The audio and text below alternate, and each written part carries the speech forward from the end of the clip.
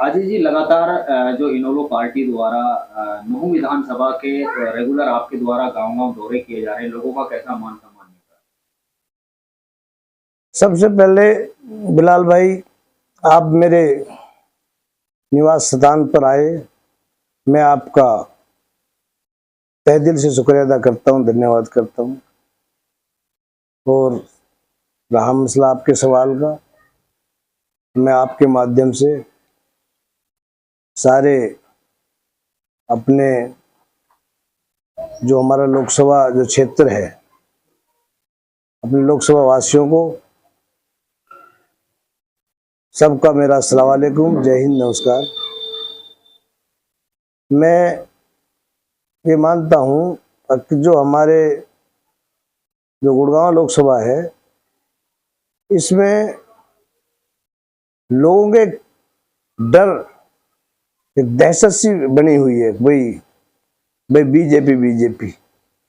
लेकिन जो जमीनी हकीकत है वो कुछ अलग है। तो मैं मानता हूँ कि ये जो लेट लतीफ़ी हो रही है, कांग्रेस के द्वारा जो कैंडिडेट अभी कांग्रेस के पास है ही नहीं, और बीजेपी के पास जो कैंडिडेट थे वो मैं मानूँ कुछ कांग्रेस के कैंडिडेट हैं। तो जो जितना लेट हो रहे इतना ही।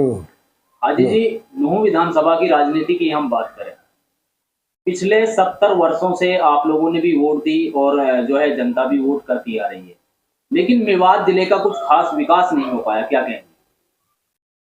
देखो बिलाल भाई, पहले हमारे जो बुजुर्ग थे ना, वो सीधे थे, शरीफ थे बेचारे, उनको राजनीति से इतना वास्ता नहीं था। वो अपने 2 टाइम की रोटी सुकून से मिल जाती थी, अपने खेत में कमाते और 2 रोटी खाते, उनको इतना लगाव नहीं था। और कुछ हमारे जो बच्चे थे वो भी शिक्षित नहीं थे। उसका कारण आप जो बता रहे, 70 साल से जो राजनीति करते आ रहे हैं, हमारे जो यहाँ के मेवात के जो रहनुमा हैं, हमारे 3 जो परिवार हैं, लोग कहते 2 नहीं 3 परिवार हैं, वो जो है मैं समझता हूँ अब जो भी हमारा मेवात जो पिछड़ा हुआ, जो कलंक हमारे ऊपर लगा हुआ, ये सब इनकी देन है। क्योंकि ना तो कोई शिक्षा के साधन इन्होंने हमारे मेवात में हमारे बच्चों के लिए करे, ना कोई स्वास्थ्य के, ना खेती के लिए। तो इसीलिए अगर ये इन साधनों करते तो हमारे बच्चे पढ़ते, इनसे फिर सवाल करते, जवाब इनके पास है ही नहीं। तो इसलिए बहुत चालाक हैं ये नहीं चाहते अब कोई तीसरा आदमी इनके बीच में आए। भाजपा के लोग सर कहते हैं कि सबका साथ, सबका विकास और सबका विश्वास की बात करते हैं, तो इसको आप किस तरीके से देखते हैं? ये सब बकवास कर रहे हैं, चाहे भाजपा हो जो कांग्रेस हो, सब ये दोनों, कांग्रेस भी और भाजपा भी, जो ये भी टीम है दोनों। अगर सही मायने में आप देखो तो जितने भी जो भाजपा जो काम कर रही है, वो सब जो मानचित्र था जो कांग्रेस का था, इनके पास सारे काम कांग्रेस ने किए। बीजेपी को तो उनका कराया वो मिल रहा, मतलब उसी को आगे बढ़ा रहे हैं। अभी आप लोगों ने देखा होगा, माननीय प्रधानमंत्री ने मुसलमानों को घुसपैठिया कहा है। तो देखो भाई, अभी आपने देखा जो फर्स्ट चरण का जो चुनाव हुआ, 102 सीटों का मतदान हुआ, तो उससे पहले कोई ऐसी बात नहीं थी। बिल्कुल ये सोच रहे थे सब लोग, भाई आपके जो इलेक्शन हो रहा वो विकास के ऊपर हो रहा है, मतलब मुद्दों के ऊपर हो रहा है। लेकिन जैसे ही इन्होंने देखा कि भाई मुद्दों के ऊपर तो कोई मतलब नहीं है सरकार आने का, तो 102 जो लोकसभा के जो सीटों के चुनाव हुआ, उन्होंने देख ली कि इनमें हार हो रही है। और ये सही बात है कि इंडिया गठबंधन मजबूत था इनमें। तो इन्होंने जब देखा कि भाई जो सर्वे रिपोर्ट थी, खुद आरएसएस की सर्वे रिपोर्ट, तो उन्होंने भी स्वीकार किया कि भाई आपके तो मुश्किल है जीत पाना। तो फिर इन्होंने वही जो इनका जो मेन मुद्दा है उसको अपने लेके खड़े हो गए। मोदी तो भाई ये कहेगा ही अब भाई मुसलमानों को बांट देंगे, उनके पास और है क्या, हिंदू मुस्लिम के अलावा और है क्या इनके पास, मतलब कोई विकास का कोई काम हो तो। शहीद हसन खां मेवाती मेडिकल कॉलेज नल्लड़, जहां लोगों को स्वास्थ्य सेवाएं बेहतर दी जानी चाहिए। अगर आज के हालात आपको बहुत भली भांति आप जानते हैं कि रमजान के माह में आप लोगों ने लगातार 1 महीना वहां इफ्तार पार्टी का आयोजन किया था, तो किसको जिम्मेवार आप मानते हैं कि इस तरीके से बदहाल हालत में है शहीद हसन खां मेवाती मेडिकल?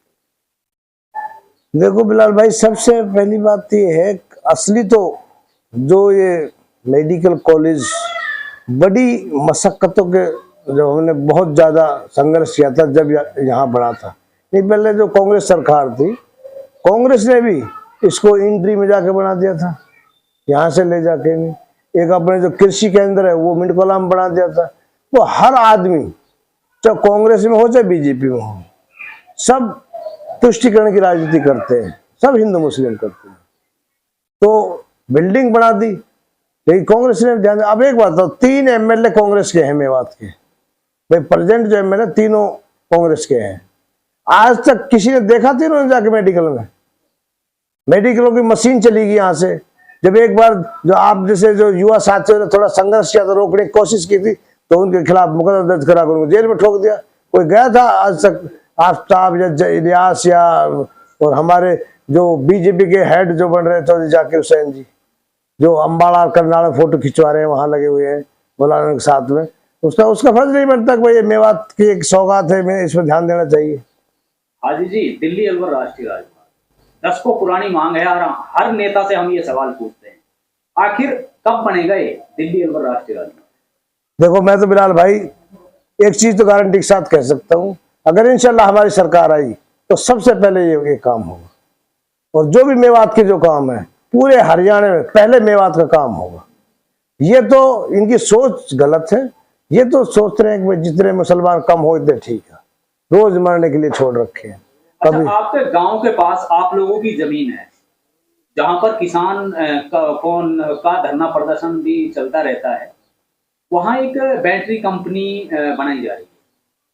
दुष्यंत चौटाला कहते हैं कि भाई जो जेजेपी नेता हैं, दुष्यंत चौटाला उप मुख्यमंत्री रह चुके, उन्होंने उनका कहना है कि मेवात के बच्चों को रोजगार, लेकिन यहाँ तो बाहर के बच्चों को रोजगार दिया जा रहा है। जमीन हमारी, यानी कि रोजगार के लिए बाहर के बच्चे लाए जाए। कैसा मानते हैं आप इसको? बिलाल भाई, आपने बहुत अच्छा सवाल किया है।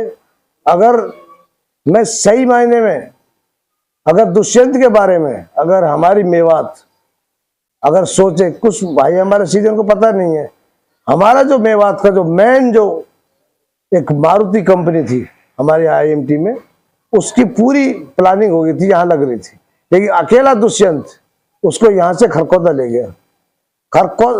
या दुष्यंत का तो मैं मेवात वालों से अपील करना चाहता हूँ, इसको तो मेवात में बढ़ने भी नहीं देना चाहिए। जो इन्होंने हमारे बच्चों के साथ जो भेदभाव किया है, सबसे बुरा हमारे साथ दुष्यंत चौटाला ने किया है, क्योंकि डिप्टी सीएम थे। अकेला डिप्टी सीएम ने जबरदस्ती यहाँ से मारुति को, ये क्या क्या विकास कराएगा, क्या मेवात का भला सोचेगा?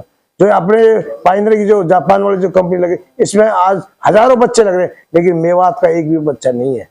और मैं आपके माध्यम से अपने मेवात वासियों से कहना चाहता हूँ, अगर इंशाल्लाह अगर हमारी सरकार आई तो इसमें मेवात के बच्चे लगेंगे, ना कि बाहर के कोई बच्चे लगेंगे।